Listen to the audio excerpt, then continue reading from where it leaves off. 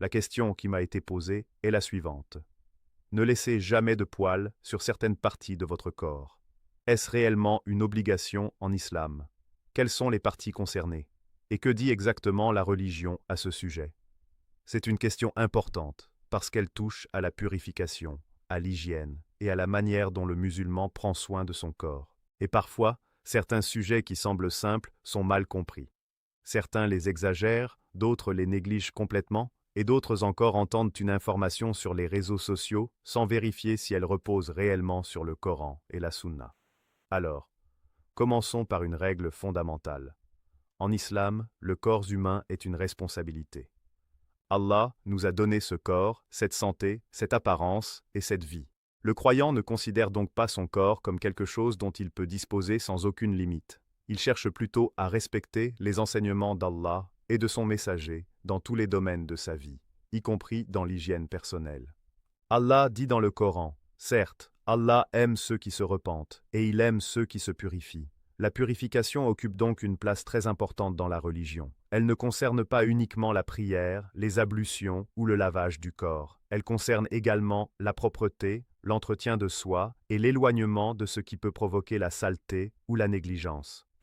Le prophète Muhammad nous a enseigné des pratiques naturelles et importantes, connues sous le nom de fitra, c'est-à-dire les dispositions naturelles et les pratiques de propreté conformes à la nature saine de l'être humain. Dans un hadith authentique, le prophète a dit que 5 choses font partie de la fitra: la circoncision, le fait de raser les poils pubiens, le fait de couper les moustaches, de laisser pousser la barbe et de couper les ongles. D'autres hadiths mentionnent également le nettoyage des dents avec le siwak et l'épilation ou l'élimination des poils sous les aisselles. Cela nous montre donc qu'en islam, l'entretien du corps n'est pas une question insignifiante. Le musulman ne doit pas être négligent concernant son hygiène. Mais il faut également comprendre chaque enseignement avec équilibre, sans inventer des interdictions qui n'existent pas et sans transformer une recommandation en quelque chose qui n'a pas été imposé par Allah. La question porte particulièrement sur les poils du corps. Il faut donc distinguer plusieurs catégories. La première catégorie concerne les poils dont l'élimination est clairement recommandée ou fortement encouragée par la sunna. Parmi eux, il y a les poils pubiens. Le prophète a encouragé les musulmans à les enlever, car cela fait partie de la propreté et de la fitra. Le but est de maintenir une bonne hygiène et d'éviter l'accumulation de saleté. Il y a également les poils sous les aisselles. Le prophète a enseigné leur élimination. Là encore, il s'agit d'une question d'hygiène. Les aisselles sont une zone où la transpiration peut s'accumuler. Le fait d'entretenir cette partie du corps permet de préserver la propreté et de réduire les mauvaises odeurs. Mais il faut faire attention à une chose essentielle. Le musulman ne doit pas attendre que la négligence devienne excessive. Les textes de la Sunna indiquent qu'il ne faut pas laisser ces pratiques d'hygiène être abandonnées pendant une période trop longue. Dans les hadiths, une période de 40 jours est mentionnée comme limite maximale concernant certaines pratiques telles que couper les ongles, enlever les poils pubiens et retirer les poils des aisselles. Cela ne signifie pas que le musulman doit attendre 40 jours avant de s'occuper de son hygiène. Au contraire, si les poils poussent rapidement et deviennent gênants, il doit les entretenir avant. Les 40 jours représentent une limite, et non un objectif. Imaginez quelqu'un qui dirait « Je peux attendre 40 jours, donc je vais volontairement attendre 40 jours ». Ce n'est pas la meilleure compréhension. L'objectif est la propreté et l'entretien régulier. Si une personne a besoin de s'occuper de son hygiène chaque semaine ou toutes les 2 semaines, elle le fait. Si une autre personne a une croissance plus lente, elle peut avoir un rythme différent, tout en ne dépassant pas la limite mentionnée dans les textes. Et ici, nous devons également comprendre que l'islam est une religion de facilité et d'équilibre. Allah n'a pas envoyé la religion pour rendre la vie impossible aux gens. Allah dit dans le Coran, « Allah veut pour vous la facilité, il ne veut pas la difficulté pour vous. » Ainsi, lorsqu'une personne entend une règle religieuse, elle doit chercher à comprendre ce qui est réellement demandé. Il ne faut ni exagérer, ni négliger.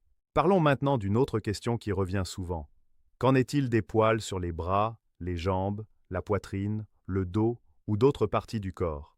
En principe, les poils qui ne sont pas spécifiquement mentionnés par les textes comme devant être obligatoirement enlevés restent soumis à la permission. Si une personne souhaite les garder, elle peut les garder. Si elle souhaite les enlever pour des raisons d'hygiène, de confort ou d'apparence, il existe généralement une différence entre les zones clairement concernées par les textes et les autres zones du corps.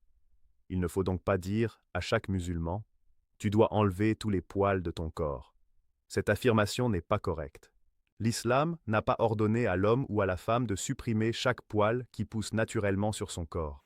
Allah a créé l'être humain avec une nature particulière. Les poils font partie de la création humaine. Certains sont présents sur le visage, certains sur les bras, les jambes, la poitrine ou d'autres parties du corps. La religion nous a donné des indications précises pour certaines zones, mais elle n'a pas imposé une règle générale disant que chaque poil doit être retiré. C'est ici que nous devons être prudents avec les titres sensationnels que l'on voit parfois sur Internet. Vous pouvez voir un titre qui dit « Ne laissez jamais de poils sur ces parties de votre corps ». Puis, lorsque vous écoutez le contenu, vous découvrez que le titre a été exagéré pour attirer l'attention. Le musulman doit donc revenir aux preuves. Qu'a dit Allah? Qu'a dit le messager d'Allah?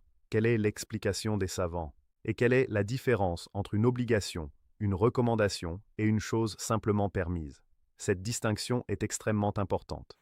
Dans la religion, tout ce qui est recommandé n'est pas forcément obligatoire. Tout ce qui est permis n'est pas forcément recommandé. Et tout ce qui est déconseillé n'est pas forcément interdit. Le musulman doit apprendre à distinguer ces catégories. Concernant les poils pubiens et les poils des aisselles, les textes de la Sunna sont clairs sur l'importance de les entretenir. Cela fait partie des pratiques de la fitra. Le musulman doit donc accorder de l'importance à ces pratiques et ne pas les abandonner par négligence. Mais concernant d'autres parties du corps, il ne faut pas inventer une obligation qui n'existe pas. Si une personne garde les poils de ses bras ou de ses jambes, cela ne signifie pas automatiquement qu'elle commet un péché. Si elle les enlève, cela ne signifie pas automatiquement qu'elle accomplit un acte religieux obligatoire. Il faut rester précis. Et cela nous enseigne une grande leçon. Lorsqu'on parle de religion, il faut être honnête avec les preuves. Allah dit dans le Coran, « Ne dites pas conformément aux mensonges proférés par vos langues. Ceci est licite et ceci est illicite, pour forger le mensonge contre Allah. » Ce verset est une mise en garde très sérieuse. Il ne faut pas déclarer halal ou haram sans connaissance. C'est pourquoi, lorsqu'une question concerne l'hygiène corporelle, l'apparence ou les pratiques quotidiennes, il faut revenir aux sources et éviter les affirmations absolues qui ne reposent pas sur une preuve claire. Par exemple, une personne peut demander « Est-ce que je dois enlever les poils de ma poitrine ?»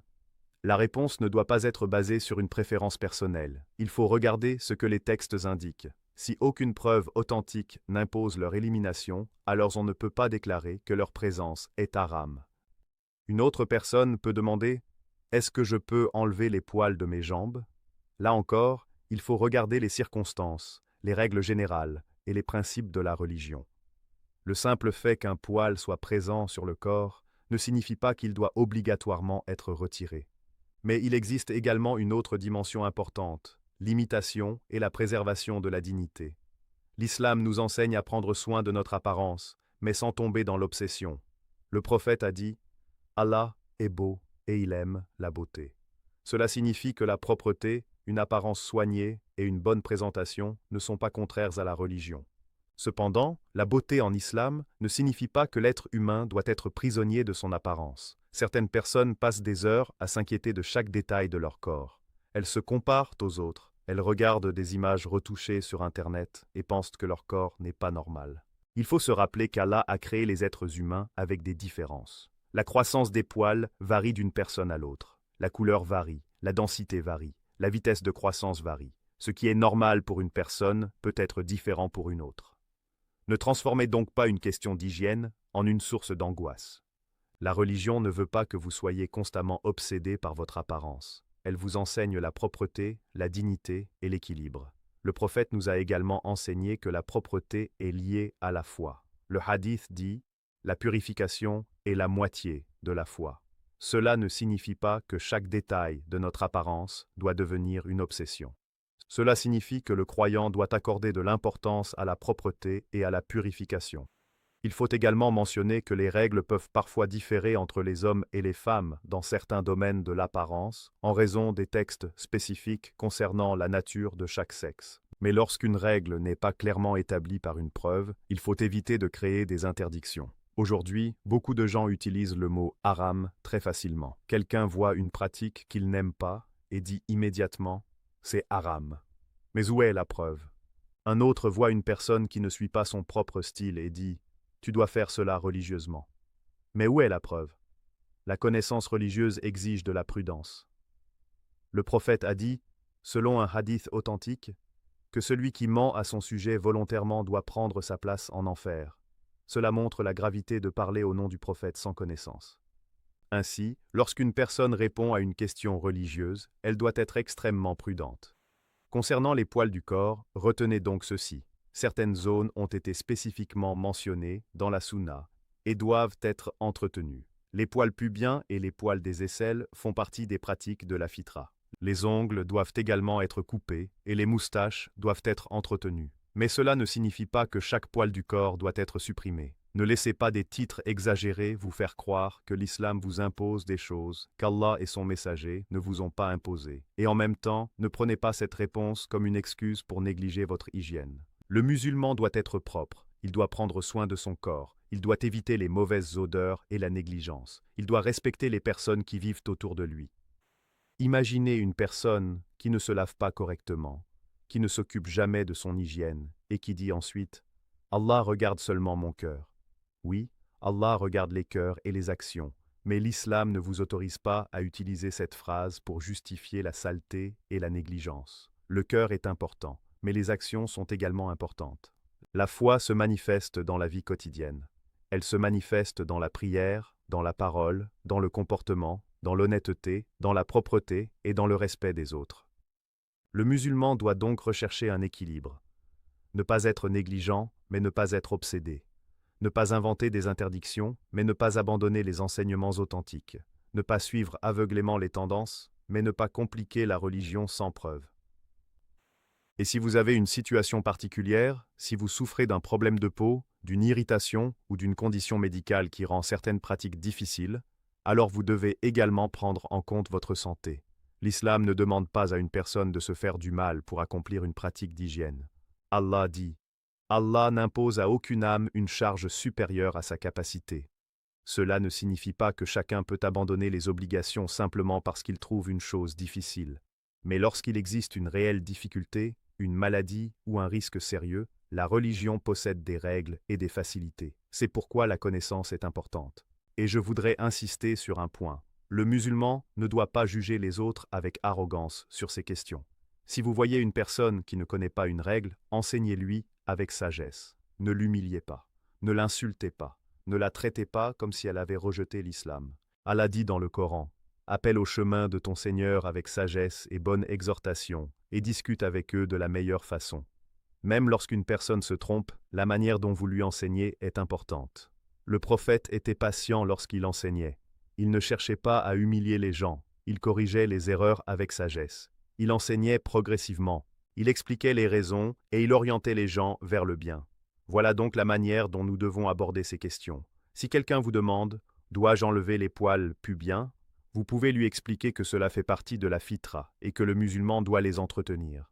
Si quelqu'un vous demande « Dois-je enlever les poils sous les aisselles ?» vous pouvez lui expliquer que le prophète a encouragé leur élimination. Si quelqu'un demande « Dois-je enlever tous les poils de mes bras, de mes jambes ou de ma poitrine ?» ne lui répondez pas automatiquement que c'est obligatoire. Examinez les preuves et soyez précis. La religion d'Allah n'a pas besoin d'exagération pour être respectée. La vérité est suffisamment forte lorsqu'elle repose sur des preuves. Et parfois, ce qui éloigne les gens de la religion, ce ne sont pas les enseignements authentiques de l'islam, mais les exagérations des gens qui parlent sans connaissance. Certaines personnes rendent le halal haram.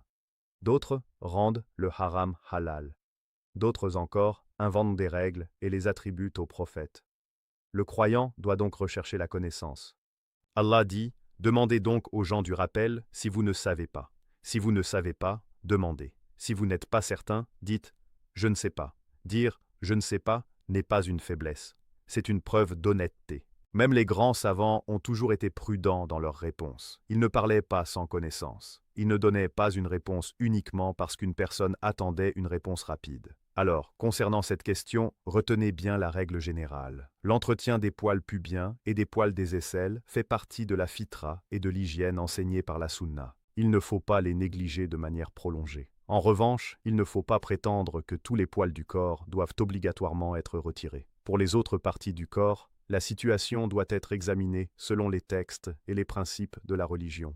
Et surtout, ne laissez pas les titres sensationnels remplacer la connaissance. Cherchez la vérité, lisez le Coran, apprenez les hadiths authentiques, demandez aux personnes compétentes. Et lorsque vous discutez avec des musulmans ou même avec des personnes d'autres religions, faites-le avec respect. Parce que l'objectif n'est pas de gagner une dispute, l'objectif est de rechercher la vérité. Allah nous enseigne la sagesse, la patience et la réflexion. Le Coran invite les gens à réfléchir sur la création, sur leur existence, sur leurs responsabilités et sur leurs relations avec leur Créateur. Et lorsqu'un chrétien, un musulman ou toute autre personne pose une question sincère sur l'islam, nous devons répondre avec respect. Nous ne devons pas nous moquer de la question. Nous ne devons pas mépriser la personne. Une question peut être le début d'une recherche sincère. Le prophète a enseigné la vérité avec sagesse. Il n'a pas insulté les gens. Il n'a pas répondu à la curiosité par l'arrogance. Il expliquait, il enseignait et il appelait les gens vers Allah. C'est également ce que nous devons faire aujourd'hui. Alors, si vous avez appris quelque chose dans cette réponse, ne gardez pas cette connaissance uniquement pour vous. Partagez-la avec sagesse. Peut-être qu'une personne autour de vous a entendu une information fausse et pense qu'elle représente l'islam. Peut-être qu'une autre personne néglige une pratique importante parce qu'elle ne connaît pas la sunna. Peut-être qu'une autre encore est simplement confuse à cause de toutes les informations contradictoires qu'elle voit sur Internet. Mais lorsque vous partagez une information religieuse, vérifiez-la avant de la transmettre. Le prophète a dit « Transmettez de moi ne serait-ce qu'un verset ». Cela ne signifie pas que nous devons parler sans connaissance. Cela signifie que lorsque nous connaissons une vérité authentique, nous pouvons la transmettre. Et si nous ne savons pas, nous devons nous arrêter. Qu'Allah nous accorde une compréhension correcte de sa religion, qu'il nous protège de l'exagération et de la négligence, qu'il nous aide à suivre le Coran et la Sunna avec sagesse, équilibre et sincérité. Et si vous appréciez ce type de contenu, abonnez-vous à la chaîne, aimez cette vidéo, partagez-la autour de vous et dites dans les commentaires « Allah Akbar ». Que cela soit un rappel pour nous tous.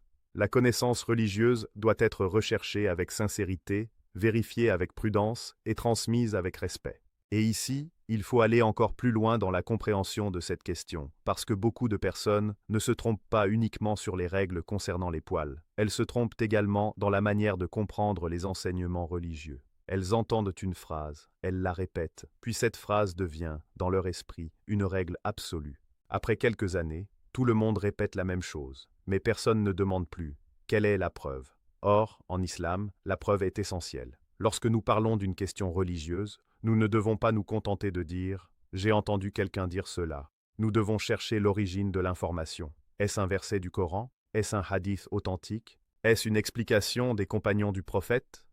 Est-ce l'avis reconnu de savants compétents? Ou bien est-ce simplement une opinion personnelle devenue populaire sur Internet? C'est une différence très importante. Le musulman ne doit pas suivre chaque information qui circule simplement parce qu'elle est répétée par beaucoup de personnes. Allah dit dans le Coran « Et si tu obéis à la majorité de ceux qui sont sur la terre, ils t'égareront du sentier d'Allah. » La majorité n'est donc pas toujours une preuve. La popularité n'est pas une preuve. Le nombre de vues n'est pas une preuve. Le nombre de personnes qui répètent une affirmation n'est pas une preuve. La preuve, c'est ce qui est conforme au livre d'Allah et à la sunna authentique du messager d'Allah avec la compréhension correcte des savants. C'est pourquoi, lorsque quelqu'un dit « Ne laissez jamais de poils sur telle ou telle partie du corps, sinon vous commettez un péché », nous devons lui demander avec respect « Quelle est votre preuve ?» Et cette question n'est pas une provocation. C'est une question légitime. Le prophète a enseigné à ses compagnons. Il posait des questions. Il demandait des explications. Il cherchait à comprendre. Il ne se contentait pas de suivre des rumeurs. Mais il faut également comprendre que demander une preuve ne signifie pas devenir arrogant ou polémique. Certaines personnes, dès qu'elles apprennent quelques informations religieuses, commencent à discuter avec tout le monde. Elles ne cherchent plus la vérité. Elles cherchent à gagner une dispute. Elles disent « Moi, j'ai entendu un hadith ». Puis, elles ne connaissent même pas son authenticité. Elles citent une phrase sortie de son contexte. Elles accusent les autres de péché. Et finalement, au lieu de rapprocher les gens de la religion, elles créent de la confusion. La connaissance doit produire l'humilité. Plus vous apprenez, plus vous réalisez que vous avez encore beaucoup à apprendre. Et dans le sujet qui nous concerne, cette humilité est nécessaire. Il existe des textes qui parlent clairement de certaines pratiques de la fitra. Il existe des recommandations. Il existe des domaines dans lesquels les savants ont discuté, et il existe des choses pour lesquelles il n'y a tout simplement pas d'obligation spécifique. Nous devons donc être précis. Prenons l'exemple des poils pubiens. Le prophète les a mentionnés parmi les pratiques de la fitra. Leur entretien fait donc partie de la propreté naturelle et de la pratique islamique. Ce n'est pas une mode. Ce n'est pas une coutume inventée par une société moderne. C'est une pratique enseignée dans la Sunna. De même, l'entretien des poils sous les aisselles fait partie de la fitra. Pourquoi l'islam insiste-t-il sur ces zones? Parce qu'elles sont liées à l'hygiène. Elles peuvent retenir la transpiration et les odeurs. L'islam ne sépare pas la spiritualité de la vie quotidienne. Le musulman prie Allah, mais il se lave. Il jeûne, mais il prend soin de son corps. Il lit le Coran, mais il respecte également les règles de propreté. Certaines personnes pensent que la religion ne concerne que la mosquée. Elles pensent que l'islam parle uniquement de la prière, du jeûne et de la croyance. Mais l'islam est une religion complète. Allah dit « Aujourd'hui, j'ai parachevé pour vous votre religion ». La religion nous enseigne comment adorer Allah, comment traiter nos parents, comment être honnête dans nos transactions, comment respecter nos voisins, comment nous comporter avec notre famille, et également comment préserver notre propreté. Mais la propreté ne doit pas être confondue avec une obsession excessive. Il y a des personnes qui passent leur vie à chercher un défaut dans leur apparence. Elles regardent leur corps et pensent constamment « Est-ce que cela est normal? Est-ce que je dois enlever cela? Est-ce que quelqu'un va me juger? Est-ce que je ressemble à telle personne ?» Aujourd'hui, les réseaux sociaux ont aggravé ce problème. Les gens voient des images retouchées, des corps modifiés, des apparences artificielles et commencent à croire que tout le monde doit avoir exactement le même aspect. Mais Allah n'a pas créé les êtres humains comme des copies identiques. Regardez les gens autour de vous. Certains ont beaucoup de cheveux, d'autres en ont peu. Certains ont une forte pilosité, d'autres en ont très peu. Certains ont des cheveux foncés, d'autres clairs. Certains ont une peau différente. Certains sont grands, d'autres petits. La diversité de la création d'Allah est immense. Allah dit dans le Coran, « Parmi ces signes, il y a la création des cieux et de la terre, et la diversité de vos langues et de vos couleurs. » La diversité dans la création est un signe de la puissance d'Allah. Alors, ne transformez pas une différence naturelle en un problème religieux. Si une personne possède plus de poils sur une partie de son corps, cela ne signifie pas qu'elle est impure. Si une autre en possède moins, cela ne signifie pas qu'elle est meilleure. La valeur d'une personne auprès d'Allah ne dépend pas de la quantité de poils sur son corps. Allah dit « Le plus noble d'entre vous, auprès d'Allah, est le plus pieux. » La piété ne se mesure pas à l'apparence extérieure. Elle se manifeste par la foi, la sincérité, l'obéissance et le comportement. Cependant, cela ne signifie pas que l'apparence n'a aucune importance. Comme je l'ai expliqué, l'islam encourage la propreté et une apparence correcte.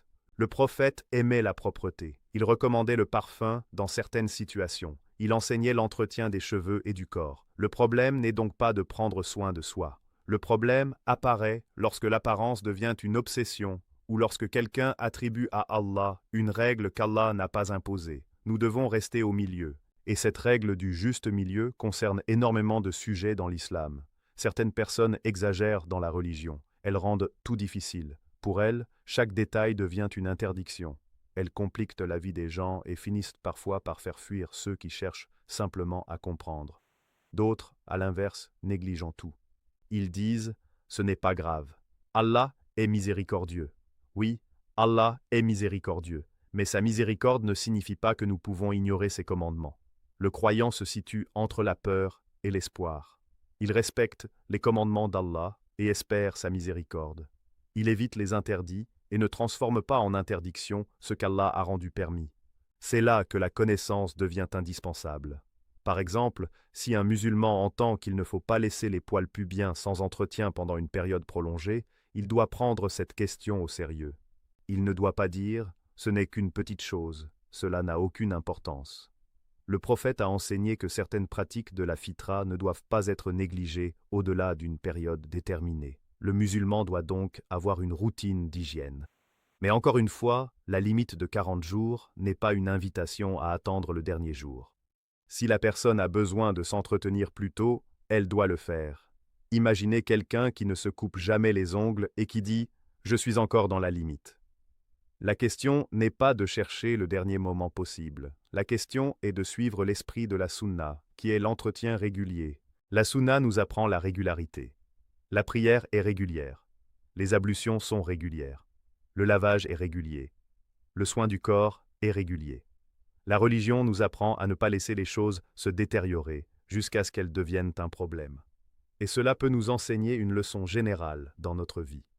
Beaucoup de problèmes deviennent graves parce que nous les négligeons au début. Une petite négligence répétée devient une habitude. Une mauvaise habitude devient ensuite difficile à abandonner. C'est la raison pour laquelle l'islam nous enseigne à prendre soin de nos affaires régulièrement. Le croyant ne doit pas attendre que sa maison soit complètement sale avant de la nettoyer. Il ne doit pas attendre d'être extrêmement malade avant de prendre soin de sa santé. Il ne doit pas attendre que son cœur soit complètement endurci avant de revenir à Allah. De la même manière, il ne doit pas attendre une négligence excessive avant de s'occuper de son hygiène. Et ici, j'aimerais parler également d'une question qui touche beaucoup de personnes. La différence entre la nature et la mode. Parfois, une tendance apparaît dans une société. Une certaine apparence devient populaire. Les gens commencent à penser que tout le monde doit avoir la même apparence. Et lorsque quelqu'un ne suit pas cette mode, on lui dit qu'il est étrange. Mais le musulman doit réfléchir. Est-ce que cette pratique est réellement une exigence religieuse? Ou est-ce simplement une préférence culturelle? La culture change, la mode change, les tendances changent, mais les enseignements du Coran et de la Sunna restent. C'est pourquoi nous devons faire la différence entre ce qui est religieux et ce qui est culturel. Dans certaines sociétés, les gens enlèvent certains poils. Dans d'autres, ils les gardent. Dans certaines cultures, une certaine apparence est considérée comme belle. Dans d'autres cultures, c'est différent. L'islam ne demande pas nécessairement à chaque personne d'avoir exactement la même apparence dans chaque détail. Il établit des principes. Il ordonne la propreté. Il interdit certaines pratiques spécifiques. Il recommande certaines pratiques de la fitra. Et pour le reste, il faut revenir aux preuves. C'est une approche équilibrée. Et lorsque nous parlons de la question des hommes et des femmes, nous devons également respecter les limites de la pudeur. Le musulman ne doit pas transformer les discussions sur le corps en conversations vulgaires. Il existe des questions légitimes concernant la purification et l'hygiène, mais elles doivent être abordées avec respect. La pudeur fait partie de la foi. Le prophète a dit « La pudeur ne produit que du bien ». Ainsi, même lorsqu'une question concerne une partie intime du corps, nous pouvons y répondre de manière éducative et respectueuse, sans utiliser des paroles vulgaires et sans transformer une question religieuse en divertissement. C'est une autre raison pour laquelle les musulmans doivent être prudents lorsqu'ils consomment du contenu sur Internet. Certains créateurs utilisent les sujets religieux uniquement pour attirer l'attention. Ils choisissent des titres choquants, des images exagérées et des affirmations absolues. Ils peuvent dire « si vous faites cela, vous êtes maudit » ou « si vous ne faites pas cela, votre prière est invalide » ou encore « toute personne qui garde ses poils commet un grand péché ». Mais parfois, aucune preuve ne justifie ces paroles. Et c'est dangereux. Pourquoi? Parce que lorsqu'une personne découvre ensuite que l'affirmation était fausse, elle peut perdre confiance dans la religion. Elle peut se dire « on m'a dit que c'était haram ». Mais ensuite j'ai découvert que ce n'était pas vrai. Alors, peut-être que tout le reste est également faux. C'est une erreur grave de la part de celui qui a parlé sans connaissance. Lorsque vous parlez au nom de l'islam, vous portez une responsabilité. Le prophète a dit « Celui qui appelle à une bonne direction aura une récompense semblable à celle de ceux qui le suivent, sans que cela ne diminue en rien leur récompense. » Mais l'inverse est également dangereux. Celui qui diffuse une fausse information peut contribuer à égarer les gens. Alors, avant de partager une vidéo, un message ou une affirmation religieuse, vérifiez. Ne partagez pas simplement parce que le titre est choquant. Ne partagez pas simplement parce qu'une personne célèbre l'a dit. Ne partagez pas simplement parce que cela correspond à votre opinion. Cherchez la vérité, et si vous avez déjà répété une information qui s'est révélée incorrecte, corrigez-vous. Il n'y a aucune honte à dire « j'avais tort, j'ai appris quelque chose de nouveau ». La honte n'est pas de reconnaître son erreur. La vraie honte est de connaître la vérité et de continuer à défendre le mensonge par orgueil. Le prophète nous a enseigné l'humilité, et cette humilité est particulièrement importante dans les discussions entre personnes de religions différentes. Imaginez une conversation entre un musulman et un chrétien. Le chrétien pose une question sur les pratiques de purification en islam. Il demande « Pourquoi les musulmans enlèvent-ils certains poils? Est-ce une obligation? Est-ce une tradition? Quelle est la raison ?» Le musulman doit répondre avec respect. Il ne doit pas dire « Ta religion ne comprend rien ». Il ne doit pas se moquer. Il ne doit pas transformer la conversation en attaque personnelle. Il peut simplement dire « Dans l'islam, certaines pratiques d'hygiène ont été enseignées par le prophète Mohammed. Elles font partie de la fitra. Nous suivons ces enseignements parce que nous croyons que le prophète a transmis la guidance d'Allah. » C'est une réponse claire, calme et respectueuse. Et si la personne pose une autre question, vous répondez. Si vous ne savez pas, vous dites « Je ne connais pas la réponse exacte. Je préfère vérifier avant de te répondre. » Cela peut même renforcer le respect entre les personnes, parce que l'honnêteté est universellement respectée. Le Coran nous enseigne également à discuter avec les gens du livre de la meilleure manière. Allah dit « Et ne discutez avec les gens du livre que de la manière la plus convenable. » Cela signifie que la discussion religieuse doit être fondée sur la sagesse. Vous pouvez être convaincu de votre croyance sans insulter quelqu'un qui croit différemment. Vous pouvez défendre l'islam sans mépriser les personnes. Vous pouvez expliquer la vérité sans arrogance. Et c'est exactement le comportement que nous devons rechercher. La question des poils peut sembler très simple, mais elle nous enseigne donc plusieurs principes fondamentaux. La propreté, la sunna, la précision dans les règles religieuses, l'importance de la preuve, la modération et le respect dans le dialogue. Et je voudrais également rappeler que les règles religieuses ne doivent pas être séparées de l'intention. Deux personnes peuvent faire exactement la même action, mais leurs intentions peuvent être différentes. Une personne entretient son hygiène parce qu'elle souhaite suivre la fitra et se conformer à la sunna. Une autre le fait uniquement pour des raisons personnelles. L'action extérieure peut être similaire, mais l'intention est différente. Le prophète a dit « Les actions ne valent que par les intentions ». Cela ne signifie pas qu'une bonne intention rend automatiquement licite une action interdite, mais cela signifie que l'intention occupe une place importante dans la valeur des actes. Lorsque vous prenez soin de votre corps, faites-le avec une bonne intention. Vous pouvez chercher à être propre pour pouvoir prier correctement. Vous pouvez chercher à éviter de déranger les autres avec de mauvaises odeurs. Vous pouvez chercher à suivre la sunna. Et lorsque vous faites cela pour Allah, une action quotidienne peut devenir une source de récompense. C'est la beauté de l'islam. Même les actes ordinaires peuvent devenir des actes d'adoration lorsqu'ils sont accompagnés d'une intention sincère et qu'ils sont réalisés d'une manière conforme aux enseignements de la religion. Mais attention à ne pas tomber dans l'excès inverse. Certaines personnes commencent à chercher une récompense dans chaque détail jusqu'à devenir obsédées par les détails. Elles oublient les grandes obligations et se concentrent uniquement sur les questions secondaires. Une personne peut passer des heures à discuter sur la manière d'entretenir une partie du corps, mais négliger la prière. Elle peut discuter sur les détails de l'apparence, mais mentir dans ses affaires. Elle peut être très stricte sur certains sujets extérieurs, mais maltraiter ses parents. Cela n'est pas la compréhension correcte de la religion. L'islam nous enseigne un ordre de priorité. La croyance en Allah est fondamentale. La prière est fondamentale. Les obligations sont fondamentales. L'abandon des péchés majeurs est fondamental. Le bon comportement est fondamental. Ensuite viennent les autres aspects de la vie religieuse. Nous ne devons pas transformer une question secondaire en quelque chose qui devient plus important que les piliers de l'islam. Et pourtant, cela ne signifie pas que les petites pratiques n'ont aucune valeur. Les petites actions régulières peuvent être très aimées d'Allah. Le prophète a dit que les œuvres les plus aimées d'Allah sont celles qui sont régulières, même si elles sont peu nombreuses. Ainsi, l'entretien du corps, la propreté et les pratiques de la fitra doivent être intégrés dans une vie équilibrée. Il ne faut pas pratiquer une chose un jour, puis tout abandonner pendant des mois. Il faut être constant. Et si vous êtes une personne qui a négligé ces pratiques, ne désespérez pas. Commencez simplement. Vous n'avez pas besoin d'attendre un moment particulier. Vous n'avez pas besoin de devenir parfait avant de revenir vers Allah. La porte du repentir est ouverte. Allah dit « Ne désespérez pas de la miséricorde d'Allah. Certes, Allah pardonne tous les péchés. Si vous avez été négligent, corrigez-vous. Si vous ne connaissiez pas la règle, apprenez. Si vous aviez une mauvaise habitude, essayez de la changer. La religion n'est pas un concours dans lequel vous devez devenir parfait en une seule journée. La religion est un chemin. Vous avancez progressivement. Et lorsque vous apprenez une nouvelle chose authentique, vous la mettez en pratique selon votre capacité. C'est également ainsi qu'il faut enseigner aux autres. Ne bombardez pas une personne de centaines de règles en une seule conversation. Enseignez-lui ce qui est important. expliquez avec sagesse. Donnez-lui le temps de comprendre. Le prophète a envoyé Mu'adh ibn Jabal au Yémen et lui a enseigné l'importance de commencer par les fondements de la croyance avant de passer aux autres obligations.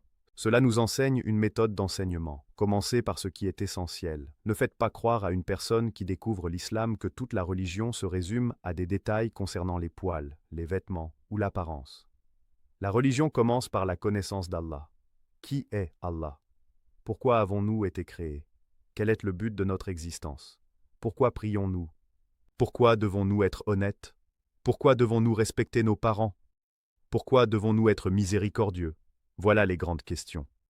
Ensuite, les détails de la vie quotidienne trouvent leur place dans cet ensemble. Et si une personne pose une question précise sur l'hygiène, nous lui répondons précisément, mais nous ne devons pas lui donner l'impression que l'islam est uniquement une liste de petites interdictions. L'islam est une religion de miséricorde, de sagesse et de guidance. Allah dit, Allah veut pour vous la facilité et ne veut pas pour vous la difficulté. Mais la facilité ne signifie pas l'abandon des règles. La facilité signifie que les règles d'Allah sont compatibles avec la capacité humaine et qu'Allah n'impose pas une charge impossible. C'est pourquoi, lorsqu'une personne a un problème médical, une difficulté physique ou une situation particulière, elle doit consulter des personnes compétentes. Ne donnez pas de conseils médicaux comme s'il s'agissait de règles religieuses. Si une personne souffre d'une irritation ou d'une maladie de la peau, elle doit demander conseil à un professionnel de santé. L'islam nous encourage à rechercher les causes et à prendre soin de notre santé. Le prophète a dit « Ô serviteurs d'Allah, soignez-vous ». Les musulmans doivent donc utiliser les moyens disponibles pour préserver leur santé. Et cela nous montre encore une fois que la religion est équilibrée. Nous prions Allah, mais nous consultons également un médecin lorsque nous sommes malades. Nous faisons confiance à Allah, mais nous prenons les moyens. Nous demandons à Allah la protection, mais nous verrouillons également nos portes. Nous croyons au destin, mais nous travaillons. Nous croyons en la guérison d'Allah, mais nous recherchons également un traitement. La confiance en Allah ne signifie pas abandonner les moyens. De la même manière, prendre soin de son hygiène ne signifie pas devenir obsédé par son apparence. Il faut rester équilibré. Et lorsqu'une personne pose la question « Que dois-je faire exactement ?», la réponse doit être claire. Entretenez les parties du corps pour lesquelles la Sunna a donné des indications spécifiques. Ne négligez pas les pratiques de la fitra. Ne dépassez pas les limites établies par les textes. Et pour les parties qui n'ont pas fait l'objet d'une obligation spécifique, ne créez pas de règles sans preuve. C'est cela, la justice dans la connaissance. Et je voudrais que chacun comprenne une chose. L'islam n'est pas une religion fondée sur les rumeurs. Si quelqu'un vous dit « le prophète a dit ceci », vérifiez. Si quelqu'un vous dit « Allah a interdit cela », demandez la preuve. Si quelqu'un vous dit « tous les savants sont d'accord », vérifiez réellement cette affirmation. Ne construisez pas votre religion sur des messages anonymes.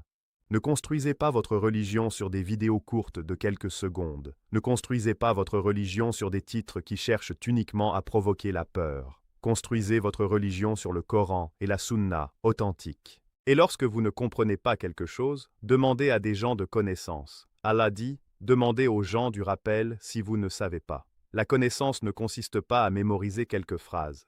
La connaissance consiste également à comprendre quand une règle s'applique, à qui elle s'applique et quelles sont ses limites. Une personne peut connaître un hadith mais mal l'appliquer. Une personne peut connaître un verset mais le comprendre hors contexte. Une personne peut connaître une règle mais l'utiliser pour juger tout le monde. C'est pourquoi la compréhension est essentielle. Et l'un des signes d'une bonne compréhension est que la personne devient plus juste, plus patiente et plus humble. Si votre connaissance vous rend arrogant, agressif et méprisant, vous devez vous demander si vous avez réellement compris l'objectif de cette connaissance. Le prophète était le meilleur des êtres humains, mais il était également le plus humble. Il enseignait aux gens sans les mépriser. Il corrigeait sans humilier. Il appelait vers Allah avec sagesse. C'est cette méthode que nous devons suivre. Alors, si vous avez une question concernant votre corps, votre hygiène ou une pratique religieuse, n'ayez pas honte de demander de manière respectueuse. La connaissance commence souvent par une question, mais lorsque vous posez une question, soyez prêt à accepter la réponse fondée sur la preuve, même si elle est différente de ce que vous pensiez. Et lorsque vous donnez une réponse, soyez honnête sur vos limites. Ne dites pas « c'est définitivement haram », simplement parce que vous avez une préférence personnelle. Ne dites pas « C'est définitivement obligatoire, simplement parce que vous avez entendu une personne le dire. La parole sur la religion est une responsabilité. Et plus la question est sensible, plus la prudence est nécessaire. L'objectif n'est pas de compliquer la vie des musulmans. L'objectif est de les aider à adorer Allah correctement. C'est pour cela que les enseignements concernant la fitra sont importants. Ils nous rappellent que l'islam ne néglige pas les détails de la vie quotidienne, mais qu'il les organise avec sagesse. Le musulman doit donc prendre soin de son corps, respecter les pratiques authentiques, éviter la négligence, éviter l'exagération et toujours revenir à la preuve. Et lorsqu'il rencontre une personne qui n'est pas musulmane et qui pose une question sur l'islam, il doit comprendre que cette question peut être une occasion de présenter la beauté de la religion. Vous pouvez dire, l'islam enseigne la purification et la propreté, mais il ne faut pas attribuer à la religion ce qu'elle n'a pas imposé. Certaines pratiques sont clairement enseignées dans la sunna, tandis que d'autres questions relèvent de la permission et des habitudes personnelles. C'est une réponse honnête. Et l'honnêteté est une partie de la dawa. Vous n'avez pas besoin d'inventer une règle pour rendre l'islam plus impressionnant. Vous n'avez pas besoin d'exagérer pour convaincre quelqu'un. La vérité n'a pas besoin de mensonges. Le Coran est suffisant. La sunna authentique est suffisante. La sagesse est suffisante. Et lorsque vous expliquez l'islam avec calme et respect, vous permettez à l'autre personne de réfléchir sans se sentir attaqué. Le Coran dit « Nulle contrainte en religion ». Nous ne forçons pas les gens à croire. Nous expliquons. Nous invitons. Nous discutons avec sagesse. La guidance appartient à Allah. Notre rôle est de transmettre le message correctement. Et même entre musulmans, nous devons nous rappeler cette règle. Une personne peut être ignorante d'une question. Elle peut ne pas connaître une pratique de la sunna. Elle peut avoir grandi dans une famille où personne ne lui a enseigné ces choses. Ne la condamnez pas immédiatement. Enseignez-lui. Peut-être qu'elle a simplement besoin d'une explication. Peut-être qu'elle n'a jamais entendu le hadith. Peut-être qu'elle a reçu une information fausse. La sagesse consiste à savoir comment parler à chaque personne. Le même message peut être transmis de différentes manières selon la situation. Une personne qui connaît déjà la religion peut avoir besoin de détails. Une personne qui découvre l'islam peut avoir besoin d'une explication simple. Une personne qui est hostile peut avoir besoin de patience. Une personne qui pose sincèrement une question peut avoir besoin d'une réponse directe. Le prophète savait enseigner à chaque personne selon sa compréhension. C'est une grande leçon pour nous. Et donc, lorsque nous parlons des poils et de l'hygiène en islam, ne réduisons pas la religion à une simple liste de « fais ceci » et « ne fais pas cela ». Comprenons les principes. Allah aime la purification. Le prophète a enseigné la fitra. Le corps doit être entretenu. Certaines pratiques sont spécifiquement recommandées. Certaines limites doivent être respectées. Et les choses qui n'ont pas été interdites restent, en principe, permises jusqu'à preuve du contraire. C'est une règle importante de la jurisprudence islamique. Nous ne devons pas déclarer une chose interdite sans preuve. Et nous ne devons pas non plus rendre obligatoire une chose sans preuve.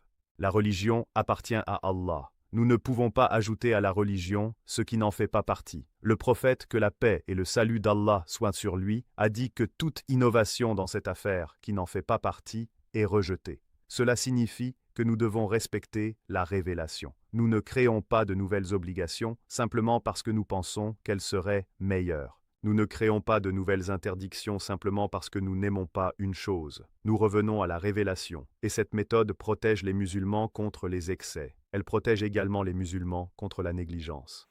Car lorsque nous connaissons réellement ce qui est authentique, nous pouvons le pratiquer avec confiance.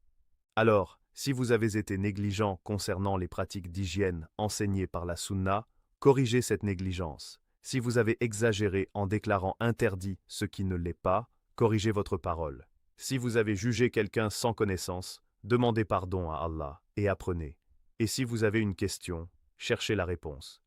Ne restez pas prisonnier de la confusion. La connaissance est disponible, mais nous devons la rechercher correctement. Et souvenez-vous toujours que l'islam est une religion de pureté extérieure et intérieure. La pureté extérieure concerne le corps, les vêtements et les lieux. La pureté intérieure concerne le cœur. Un musulman ne doit pas seulement enlever la saleté de son corps. Il doit également chercher à enlever de son cœur l'orgueil, la jalousie, la haine, l'envie et l'hypocrisie.